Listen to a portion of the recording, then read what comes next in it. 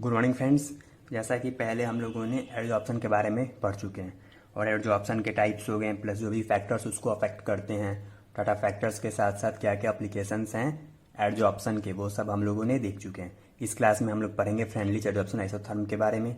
तो Freundlich adsorption isotherm के बारे में पढ़ने से पहले हम लोग समझेंगे कि what do we mean by adsorption isotherm. तो एडजॉर्प्शन आइसोथर्म को यदि हम लोग देखें तो एडजॉर्प्शन आइसोथर्म किसी भी कर्व को दिखाता है। वो कर्व को हम लोग प्लॉट करते हैं किसके, एडजॉर्प्शन ऑफ अ गैस, किसी भी गैस का एडजॉर्प्शन किसी एडजॉर्बेंट सरफेस पे अगेंस्ट प्रेशर के अगेंस्ट में जिस भी कर्व को हम लोग शो करते हैं एट कांस्टेंट टेम्परेचर, उसको हम लोग क्या बोलते हैं, एडजॉर्प्शन आइसोथर्म बोलते हैं। तो फिर simply adsorption isotherm denotes a curve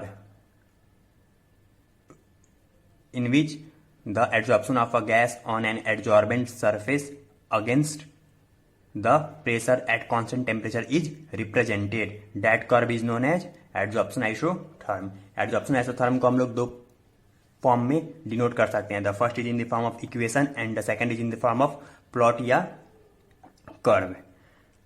तो वो प्लॉट या कर्व या इक्वेशन के फॉर्म में भी हम लोग डिनोट करते हैं। अब हम लोग पढ़ेंगे, इसके बारे में जानेंगे फ्रेंडलिच एडजॉर्प्शन आइसोथर्म क्या है और इसको किसने दिया था। तो जैसे कि नाम में ये फ्रेंडलिच साइंटिस्ट का नेम है जिन्होंने इस आइसोथर्म को दिया था। That's what is called as Freundlich adsorption isotherm.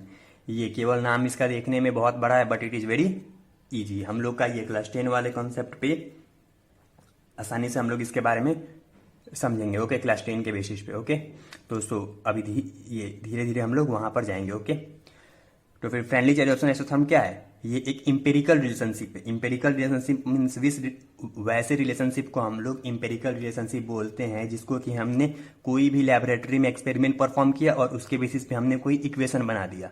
That is called as a empirical relationship. Okay, तो फिर फ्रेंडलिच ने भी यही किया था। ओके, लैबोरेटरी में एक्सपेरिमेंट परफॉर्म किया और उसके बेसिस पे एक इक्वेशन दिया और उसको हम क्या बोलते हैं, फ्रेंडलिच एडजॉर्प्शन आइसोथर्म। तो उसने इक्वेशन दिया था, उसने ये जो रिलेशन दिया था वो किस किस चीज के बीच में दिया था? उसने दिया था amount of the gas adsorbed by a given amount of adsorbent. Gas का जो कि ये W हो गया, गैस का जो कि अमाउंट है उसको हम लोग W से डिनोट करेंगे। उसके बाद M क्या, आपको मास ऑफ द एडजॉर्बेंट है। तो फिर amount of the gas adsorbed by a given amount of adsorbent at constant temperature but at various pressure, क्योंकि एडजॉर्प्शन आइसोथर्म में आपका प्रेशर चेंज रहता है बट टेम्परेचर क्या रहता है, कांस्टेंट रहता है। तो फिर कांस्टेंट टेम्परेचर पे उसने एक इक्वेशन दिया था, उसी इक्वेशन को हम लोग क्या बोलते हैं, फ्रेंडलिच एडजॉर्प्शन आइसोथर्म बोलते हैं। और उसने जो इक्वेशन दिया था वो है W/M is equal to Kp⁻1/N, where W is equal to amount of the gas adsorbed, M is equal to mass of the adsorbent at pressure P, and K and N are the constant which depend upon the nature of the adsorbent and also on temperature. Okay, तो इसी equation को हम लोग क्या बोलते हैं, Freundlich adsorption isotherm बोलते हैं। तो फ्रेंडलिच एडजॉर्प्शन आइसोथर्म क्या होता है, बस इतना ही। ओके, अब कभी कभी एग्जाम में इसके साथ साथ भी दे देता है कि इसके वैलिडिटी को हमको देखना है कि ये कितना एक्सटेंड तक वैलिड है। तो इसके वैलिडिटी को चेक करने के लिए हम लोग क्या करते हैं, यदि इस इक्वेशन को के दोनों साइड हम लोग क्या ले ले, लॉग ले ले, तो इक्वेशन क्या बन जाएगा आपको, log of W/M is equal to log of K into P⁻1/N। इसको हम लोग लिख सकते हैं log of W/M is equal to log of K plus log of P⁻1/N, because log x into y equal to क्या होता है, log x plus log y। उसी तरह इसको हम लिख सकते हैं log W/M is equal to, यदि लॉग x का पावर n क्या होता है, 1/n log x, तो फिर लॉग p का पावर 1/n क्या होगा, 1/n log of p plus log of k। ये एक इक्वेशन, इसको मैंने यहां लिख दिया, उसके बाद इसको मैंने पहले लिखा। ओके, इसमें कुछ भी चेंज नहीं है। तो फिर 1/n जो कि पावर रहता है लॉग के साथ, लॉग के पहले वो चला आता है, वो जो भी पावर होता है वो लॉग के पहले चला आता है। ओके, ये थोड़ा सा मैथमेटिकल कॉन्सेप्ट को भी आपको अपने साथ क्लियर करने पड़ेंगे क्योंकि केमिस्ट्री में 30-40% तो मैथ मिलेगा ही मिलेगा, स्पेशली फिजिकली फिजिकल केमिस्ट्री में तो आपको 50-50 का रेशियो रहता है।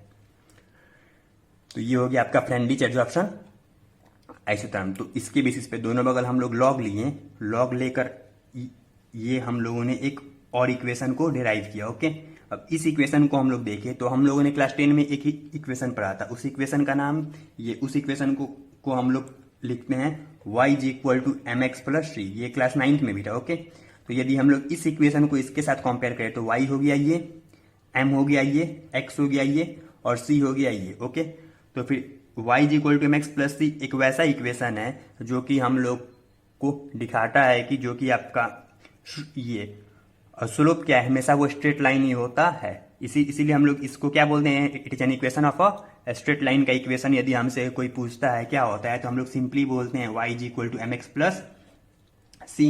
और सिमिलरली क्या ये भी है, log of w by M is equal to 1 by N log of p plus log of K y is equal to M x plus C. तो जैसे कि ये आपका एक स्ट्रेट लाइन का इक्वेशन है, उसी तरह ये इक्वेशन भी आपको एक स्ट्रेट लाइन होना चाहिए। बट जब हम लोग इसके ग्राफ को प्लॉट करते हैं, सपोज कि यहाँ पे आपका w बाई एम है, ये क्या है आपका p है, तो इसके ग्राफ को यदि हम लोग प्लॉट करते हैं तो ये स्ट्रेट लाइन तो होता है, बट जैसे जैसे प्रेशर इंक्रीज होता है यहाँ पे हम लोग को कर्व मिलता है। कर्व मतलब कि यहाँ पे स्ट्रेट लाइन नहीं, जैसे कि ये यहाँ पर प्रेशर क्या है, 0 है, इधर प्रेशर इंक्रीज हो रहा है। जब इधर प्रेशर इंक्रीज हो रहा है तो फिर लो प्रेशर पे तो ये एक स्ट्रेट लाइन मिलता है हम लोग को। बट जैसे प्रेशर हाई होता है तो फिर हाई प्रेशर पे ये हम लोग को स्ट्रेट लाइन न मिलता, हम लोग को एक स्लाइड मतलब हल्का सा कर्वेचर मिलता है। Okay, slide curvature. तो इससे हम लोग को मालूम पड़ता है कि फ्रेंडलिच एडजॉर्प्शन आइसोथर्म में वो 100% करेक्ट नहीं है, क्योंकि 100% करेक्ट रहता है तो फिर ये जब दोनों इक्वेशन आपको सिमिलर है तो इसके साथ कंपेयर करने पे ये हमेशा एक स्ट्रेट लाइन होना चाहिए, किसी भी पॉइंट पे वो एक स्ट्रेट लाइन होना चाहिए। बट ये एट हाई प्रेशर पे स्ट्रेट लाइन ना होता। That's why this is only an approximate and does not apply to gases at a very high pressure। Okay, तो बस यही है फ्रेंडलिच एडजॉर्प्शन आइसोथर्म। तो फिर कहाँ ज्यादा याद करना है, क्लास 10 वाले कंसेप्ट से। तो मतलब ये तो थोड़ा मैथ हो गया, उसके बाद बाकी जो भी कंसेप्चुअल आपको एक्सप्लेनेशन लिखना है तो वो तो आप खुद से भी लिख सकते हैं। ओके, तो फिर लेट्स अब हम लोग थोड़ा नोट्स में देख लेते हैं।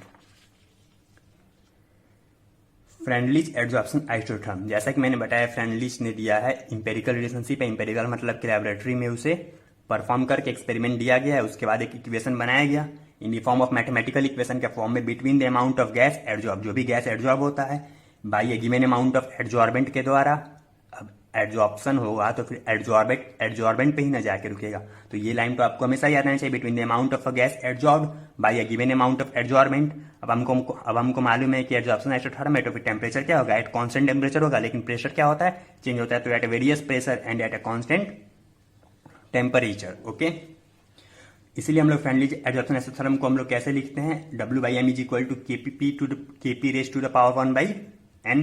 w is equal to mass of the gas adsorb, जो भी गैस का मास होता है वो एडजॉर्ब होता है, उसे हम लोग w से डिनोट करते हैं। m is equal to mass of the adsorbent at pressure, p क्या है प्रेशर है, और n और क्या है कांस्टेंट है, जो कि आपको गैस के नेचर पे, एडजॉर्बेंट पे तथा टेम्परेचर पे डिपेंड करते हैं। इसी इक्वेशन 1 को हम लोग क्या बोलते हैं, एडजॉर्प्शन आइसोथर्म बोलते हैं। ओके, फ्रेंडलिच एडजॉर्प्शन आइसोथर्म बोलते हैं। और जैसा कि मैंने बताया था कि एडजॉर्प्शन आइसोथर्म को हम लोग इक्वेशन के फॉर्म में प्लस ग्राफ के फॉर्म में भी लिखते हैं। ये ग्राफ एक्चुअली छूट गया था तो मैंने इसे साइड में बना दिया, आप इसके नीचे ग्राफ को ये बना सकते हैं। ओके, तो ग्राफ हो गया आपका w बाई एम का ग्राफ, अगेंस्ट किसके अगेंस्ट है, p के अगेंस्ट है। तो फिर फ्रेंडलिच एडजॉर्प्शन आइसोथर्म ने ये एक ऐसा ग्राफ दिया था। Okay, plot of mass of adsorbed gas per unit mass of the adsorbent का ये हम लोग को जो ग्राफ बनता है वो ऐसा बनता है।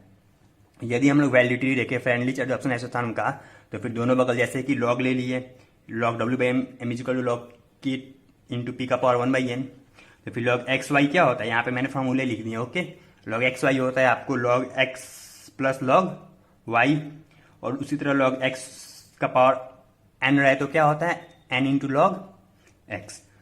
तो ये हो गया आपको, इससे हम लोगों ने ये इक्वेशन निकाल लिया, इक्वेशन 2। ओके, अब यदि इसके बाद हम लोग देखें तो फिर इक्वेशन 2 हम लोग को रिजेंबल करता है स्ट्रेट लाइन के इक्वेशन की तरह, y is equal to M x plus C. इसलिए ये प्लॉट जो यदि हम लोग खींचे लॉग w बाई एम का p के अगेंस्ट तो ये एक स्ट्रेट लाइन ही होना चाहिए।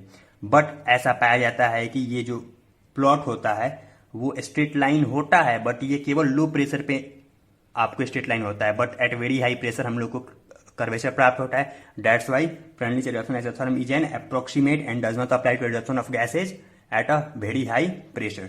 यहाँ पर दो टर्म जैसे कि आपको ये है स्लोप हो गया प्लस इंटरसेप्ट हो गया. इंटरसेप्ट इसको हम लोग बोलते हैं, जो कि यदि हम लोग स्ट्रेट लाइन खींचे तो ये आपके जीरो वाले पॉइंट से जितना दूर होता है उसे हम लोग क्या बोलते हैं, इंटरसेप्ट बोलते हैं. तो ये आपका हो गया लॉग की क्या हो गया, इंटरसेप्ट हो गया, प्लस ये आपका ये स्लोप क्या होता है आपको तो मालूम ही है. ये जो लाइन हम लोग खींचते हैं स्ट्रेट लाइन हो गया या फिर वाट एवर भी, तो इसको हम लोग क्या बोलते हैं, ये स्लोप बोलते हैं. यहाँ पर स्लोप क्या था, 1/n था ना, हम लोग फार्मूले देखे थे. तो 1/n इंटू लॉग के 1/n into log P plus log के था. ओके, लॉग के इंटरसेप्ट, उसके बाद लॉग ये आपका 1/n क्या हुआ, स्लोप हो गया. ओके, अब इसके साथ साथ एग्जाम में कभी कभी हम लोग को लिमिटेशंस भी मिलते हैं. तो फिर इसका सबसे पहला लिमिटेशन है कि हम लोग बार बार बोल रहे हैं कि एक इंपेरिकल रिलेशनशिप है. It is an empirical relationship, मतलब कि इसे हम लोग लेबोरेटरी में तो बना दिए बस बट इसका कोई भी थ्योरेटिकल फाउंडेशन नहीं है. थ्योरी के बेसिस पे ये एक्सप्लेन्ड ही नहीं है.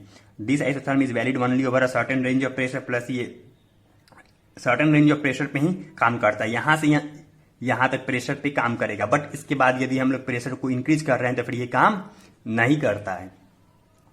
Second, it is purely an empirical formula without any, okay, without any theoretical foundation. इसका कोई भी थ्योरेटिकल फाउंडेशन नहीं, थ्योरेटिकल बेसिस नहीं है. And the third limitation is that this constant K and they vary with temperature. ये temperature के साथ very करते रहेंगे तो इसका वैल्यू हमेशा चेंज होते रहेगा. That's why this Freundlich adsorption isotherm is considered to be only an approximate. Okay, तो इस तरह हम लोगों ने फ्रेंडली एडजॉर्प्शन आइसोथर्म के बारे में इस लेक्चर में देख लिया. Okay, and in the next lecture में हम लोग ट्राई करेंगे आपको लैंगवुड एडजॉर्प्शन आइसोथर्म के बारे में हम लोग स्टडी करें. Okay, then that's all for today, and इसके बाद हम लोग आपसे नेक्स्ट लेक्चर में ही मिलते हैं. तब तक आप लोग अपना रिवाइज करिए, plus stay home stay safe. मालूम ही है कोरोना के बारे में. And overall bye. And if you have any problem, यदि कोई भी आप लोग को दिक्कत है तो फिर उसके लिए आप कमेंट सेक्शन में कमेंट करके पूछ सकते हैं, या फिर यदि आपको कोई भी सजेशन देना है तो उसके रिगार्डिंग भी आप कमेंट सेक्शन में मैसेज कर सकते हैं. Okay, and if you like the video then share it. Okay, thank you, bye.